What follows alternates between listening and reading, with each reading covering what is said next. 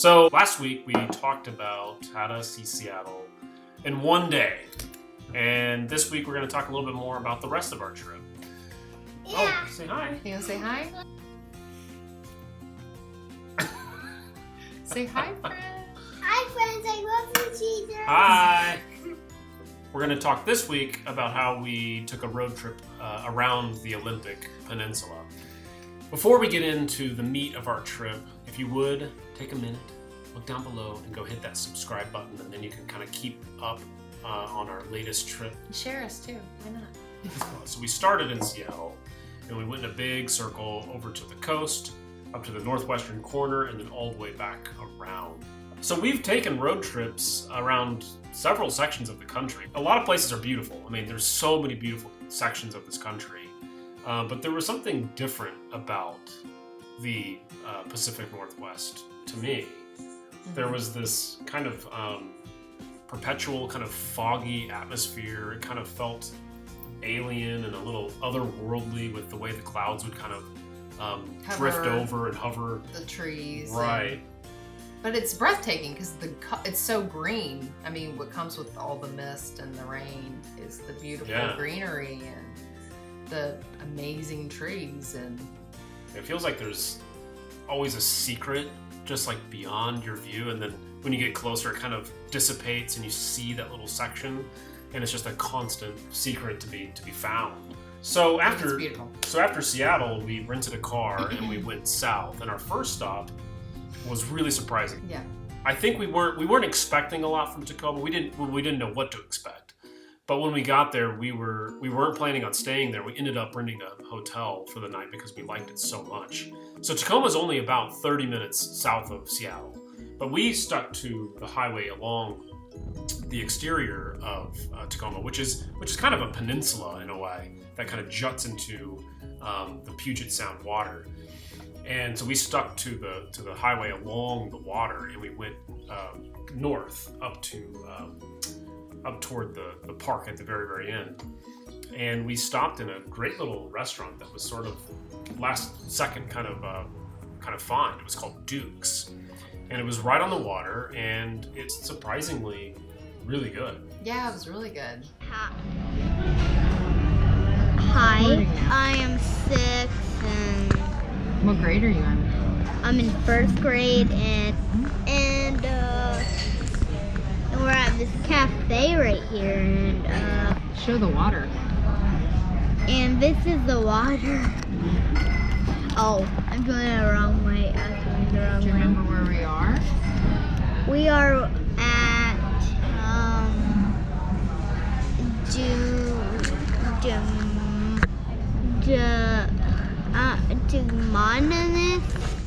And they had a really nice little wine selection. So we got a couple of glasses of a Viognier, local Viognier, and a local Chardonnay.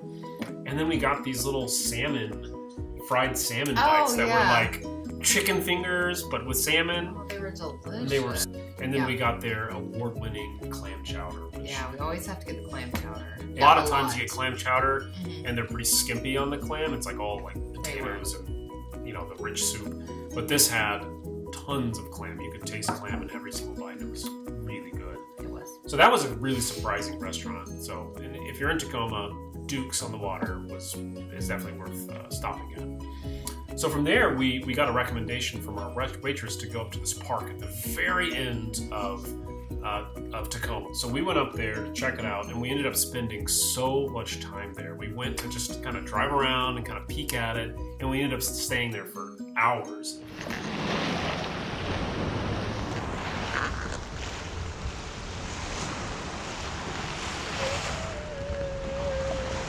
Hey, babe. Hey. Hey, Hux. Hemming! Hemming's way up there.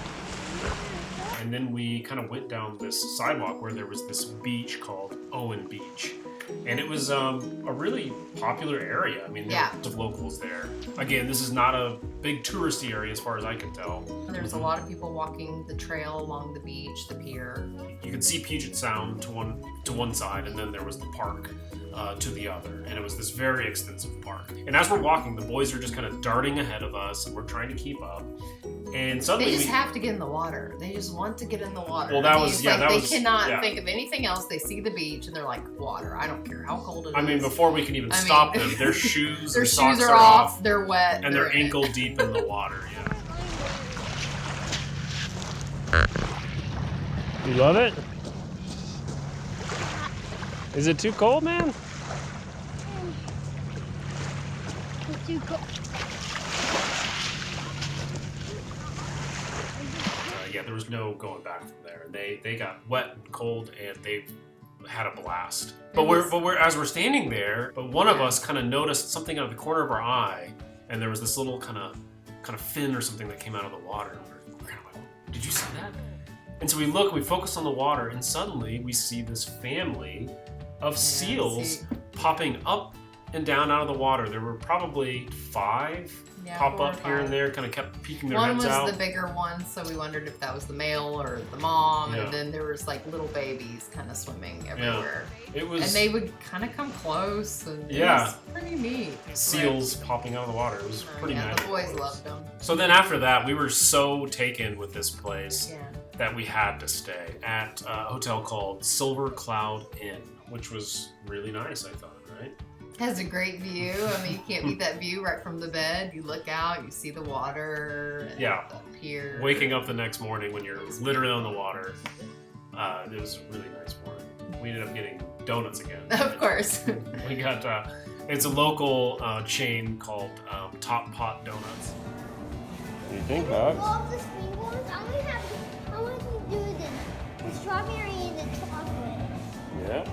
So I would have got a dozen of their donuts. They were really good. What do you think, Hemming? Thumbs up, thumbs down, medium, thumbs way up. Huxley, what do you think? Thumbs up? Top Pot Doughnuts. We headed out and we wanted to check out Olympia as well. So probably an hour from Seattle, about 30 minutes from Tacoma, we hit Olympia, which is the state's capital, which was really fun to see. It was another beautiful area, just trees everywhere, right on the water. And this was probably the sunniest spot for our entire trip. Because Seattle was very cloudy and drizzly. Tacoma was very cloudy and drizzly. Olympia was a spot where the clouds finally broke. The sun absolutely came out. Obviously, we went to the Capitol building. We ran around. It's up on top of this hill that overlooks the water. And it was a really beautiful view. Really you have nice. This Capitol building that's just kind of looking right down on the city. Hey, Hemi. What? Hi, Mom!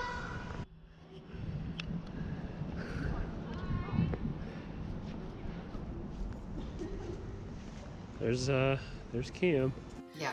So from the Capitol building, drove around and kind of toured the city a little bit. And we found this other little park that was right on the water, kind of trumped along the beach a little bit. And then just snacked right by the water. Get in the grass. Grass is metal.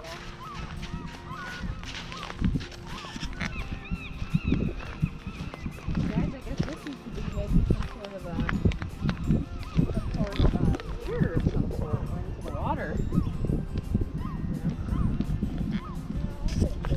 We thought about staying there, but we decided we wanted to get to the coast.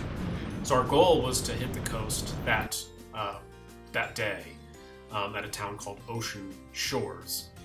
And it was about an hour and a half. And I think that's what I like about this area so much is that from Seattle to Ocean Shores, I mean, it's really only about 2 to 2.5 hours total. So we were already in Olympia, so it was only about an hour and a half from there. So it really wasn't that far of a drive. And Ocean Shores is a tiny town. There's not much other reason to go there other than to see the ocean.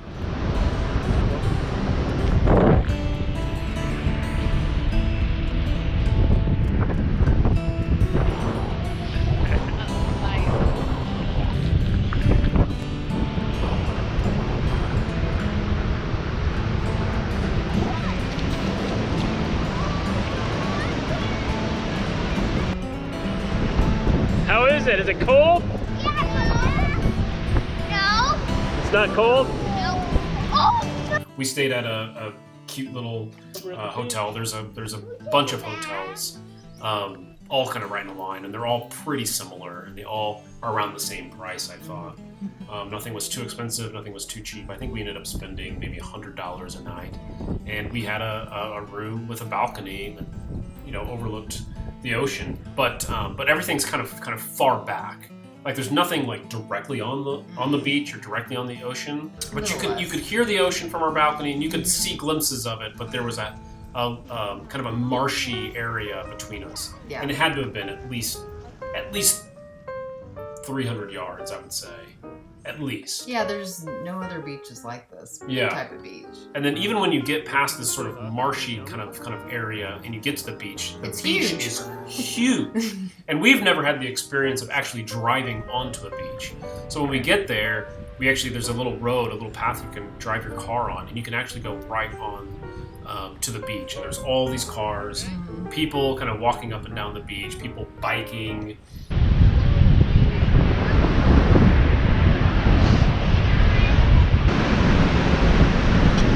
Yeah, we ended up staying in Ocean Shores for 2 days, and it was a really nice, restful kind of stay. There's not a ton to do. There's probably about 10, 15 restaurants to choose from, a collection of shops, and that's about it.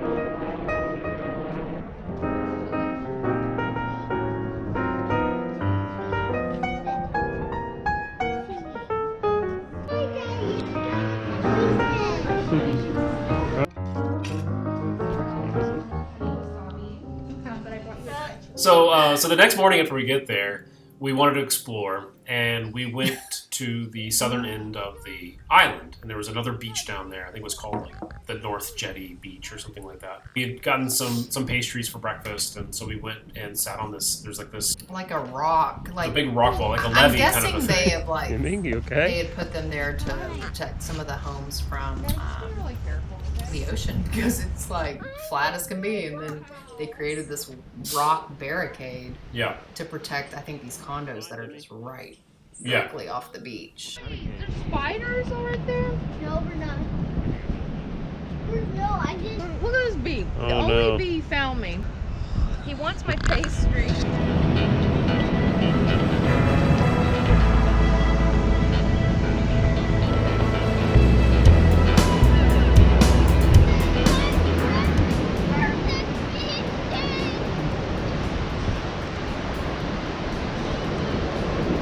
How is it out? How does it feel out there?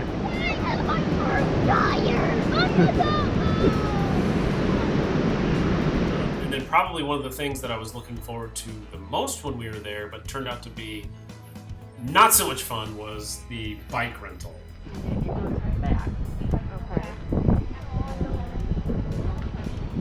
I just want to say, I love you guys. Hold on tight. Okay. You guys ready? Excited? Yeah. You couldn't gather any kind of speed. No. Like when you go biking, there's usually a point where you're pushing really hard, and then there's a point where it kind of plateaus, and it's a little easy, and you have some speed, and you kind of go, and you can glide. This thing wouldn't glide. You couldn't get any speed up. You couldn't. I mean, whether you're on the road, whether you're on the sand, this thing was like a lug of heavy metal, and you couldn't get any kind of speed up. But we made the best of it. We rented it for an hour, and the boys really enjoyed it. But man, I would never do that thing again. That was a pain. Next time we're gonna get ATVs or something. Ocean Shores as a whole was a really good time. So check it out if you're in Washington and you're doing this road trip. It's a great place to stop over. It was fun.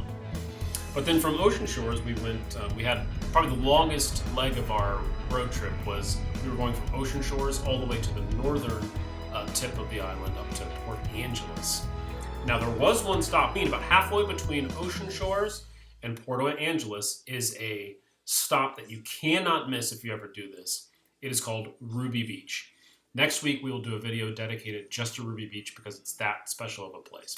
So the next leg of our trip was Port That's where Port Angeles. Was Port Angeles, which is If you're coming from Seattle directly to Port Angeles, I think it's about a little over 2 hours. And then again, from Ocean Shores straight there is about 3 hours. And I don't think there's any other way to get there. It's either going from Seattle up north or going from somewhere place like Ocean Shores up north. But it's this quiet, sleepy little port town. But it was very picturesque. And the main little downtown area is where we stayed in a hotel called Red Lion, which was right on the water. Again, it was like, I think it was about $100 a night. We had a balcony looking right on the water. And if you ever want to get to Canada from Washington, this is where you would go. You could literally see Vancouver from Port Angeles, and you could take a ferry directly over to Canada. So hopefully next time we go, we will be able to check that out. Like, let's go get some food. So we went to the next door gastropub, and it had some really good local beers. It was kid friendly. We always try to look, on Yelp or wherever we use Google to see if it's kid friendly, and it was. But when we got there, it looked like a bar, so I was kind of like looking inside. Yeah. But they were so accommodating. They came in, they brought us little kid cups with little lids on them. I mean, they were totally, used to having children. So I'm guessing the owner had young children there. But anyway, we sat down and everything coming out looked so good. What did we start with? The most surprising thing, because like I said, the proximity to Canada is quite close. I mean, it was just across the water. But we know a very popular thing, I think in most of the cities, is a thing called poutine, which if you're not familiar is French fries with cheese curd and then some sort of brown gravy. So this little gastropub had poutine. So we got an order of that, crab cakes. I got these little crab cake sliders, and then the boys got some fish and chips. And then they just had a slew of local Washington beers. We got a couple of beers to sip on, and it was really delicious. It was a cozy little bar. A little more vibrant of a town compared to Ocean Shores, for sure. Oh, yeah. There was a lot to do. There was like a candy shop. There was tons of bars, tons of coffee shops. Where we stayed again, Red Lion Hotel, it was walkable to all of this. Almost anything was about 5 to 10 minutes. It was a very nice Red Lion. Yeah. So then from Port Angeles, there's just the main highway that you can take back, and it'll kind of loop back around. There's a way to loop back around to Seattle. We decided we wanted to take the ferry, and there's a ferry that goes from Port Townsend over to Whidbey Island, and then there's a highway that connects back to the mainland. So we took the road down to a little town called Sequim first, which is about 25 minutes away from Port Angeles, and we found this random little breakfast place called the Oak Table, and it was this cute little kind of cottage style home where this restaurant was in. The menu was so interesting. Yeah. Everything was like so familiar, but a little different across the board, right? It was like elevated, like home cooking. I got my favorite breakfast food, the Eggs Benedict. Like usual. Yeah, but this was the fun thing that they did. They gave you a side of, I think, pancakes, and I got the potato pancakes. Yeah. And then it's fun because they serve it with sour cream and applesauce. Yeah, and then I got the eggs Florentine, and this thing was fully loaded. Huge. And then the boys got this really fun pancake. They called them like bear pancakes, I think. And they kind of came out as pancakes, but had like whipped cream and strawberries or something that made them look like teddy bears. So it was kind of fun for the boys. But that was a really surprising, fun little town. Sequim is definitely worth stopping in. So then the next stop was Port Townsend, which we'd already bought tickets for the ferry. So the ferry, you have to buy tickets and select a time beforehand, or there's a chance you couldn't get on. Because you can drive up, but you might not have a spot. So we had already pre-selected our time slot, so we were kind of stuck in when we were going. But I wish we had had more time. Like Port Townsend, I was so surprised at how charming it was. It had this sort of gold rush vibe to it, the downtown section. Like the buildings just looked like they were from that era. It had very old, beautiful brick buildings, and it just had a really great vibe. So surprised, and it was literally on the water, right on Puget Sound. So it was very chilly, right there. Windy. I mean, very windy, very, very, like not too cold. I think it was in the 50s, but with that wind chill, Yeah. it felt like it was, in the 30s. So it was a little chilly, but the vibe down there was so cool. Cute. I mean, they wish had, we spent more time. me too. I mean, there was, hotels right down there. There were restaurants, wine shops, little bars, like lots of stuff to do. There was a park right in the water. We ended up just finding this. We kind of toured around the city a little bit, and we found this cute little park with a trail down it and this old Wild animal. playground for the boys to kind of climb on for a minute.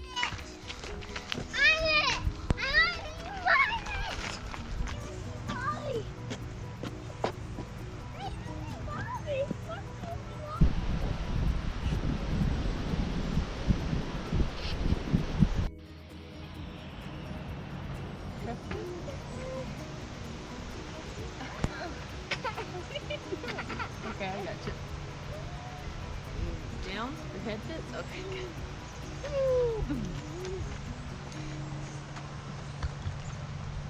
That was not fun. That was not fun. Oh, you just went the wrong way. And then we got onto the ferry, and that was, I think, my second time on a ferry. I think it was my first time driving onto a ferry. Driving, yeah, for sure. Not So, my first time. so you kind of pull up and you have to, wait for them to call your line, and then you kind of just drive onto this boat. Yeah, it's kind of weird. It was very weird, and you had to make sure, you're in, your emergency brake is on and all that kind of stuff.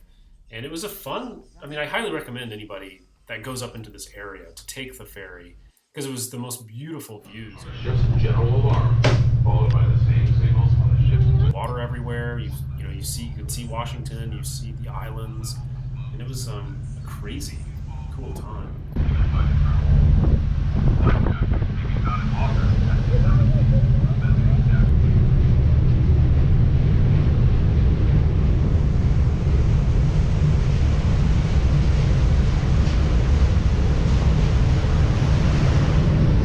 All right. Hemming cam is starting right now. Go. Now, strong hands. And don't. We're at a ferry and go back in because it's kind of freezing out here. Okay, Dad, we should... Woodby Island, and there's a little highway that kind of connects it over to the mainland, and then we just headed south. It was about maybe a 2 to 2.5 hour drive from Woodby Island down to Seattle, and we ended up booking a hotel in a town called Kirkland, which is a very cool, posh kind of area that sits right on Lake Washington. So it's literally across the lake. Seattle's on one side, and then you have Kirkland. And there's a couple of other smaller towns just to the south, but we stayed in downtown Kirkland. Yeah. And we had visited there once We've for a been couple there of before. days, and we just really enjoyed it. So we stayed at the Heathman Hotel, which was right down the street from Lake Washington, and was right in the middle of the city. So we were surrounded. Guess I'm not... Eat my smile.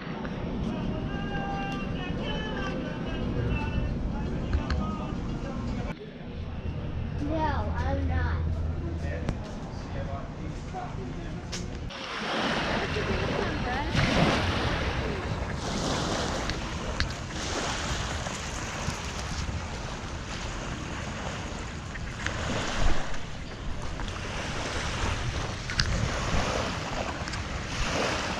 And we spent our last 3 days in Kirkland, right? The restaurant that we selected, that we went back to most, was a spot called Feast. Mm-hmm. And it was right on this little interior road in the middle of this shopping center. And on the night we were there, they had actually cordoned it off with barriers so cars couldn't go down. Which is nice when you have children. And But Feast was a cool atmosphere. It was somewhat expensive, but they had a nice selection of duck and steak, and then they had this nice little outdoor patio area with heaters overhead. So it was a little chilly out, but the heater kind of kept us nice and toasty. yeah. And then from the restaurant, there was a gelato place right there that had exceptional Really good. gelato. Get the pistachio gelato. It was really, really good.